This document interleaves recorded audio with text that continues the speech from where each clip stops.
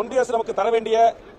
2151 கோடி ரூபாய் கல்விக்கு தர வேண்டிய நிதி தராத ஒரு சூழலிலும் லட்சக்கணக்கான மாணவர்களுக்கான உதவித்தொகையை மாநில நிதியிலிருந்து தருகின்ற வரலாற்று சிறப்புமிக்க அறிவிப்புகள். ஒரு அரசு சுமார் இன்றைக்கு பல்லாயிரக்கணக்கான கோடியை கடலில் இருந்தாலும் கூட தன்னுடைய மக்களுக்கான திட்டங்களை தொடர்ச்சியாக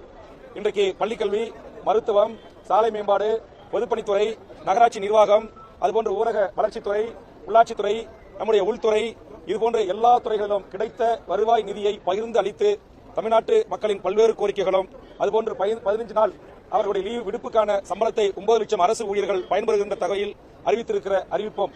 அதுபோன்று நம்முடைய ஒன்றிய அரசு தமிழ்நாட்டிற்கு தர வேண்டிய வருவாய் நிதி பற்றாக்குறை இருந்த போதிலும் சிறந்த ஒரு நிதி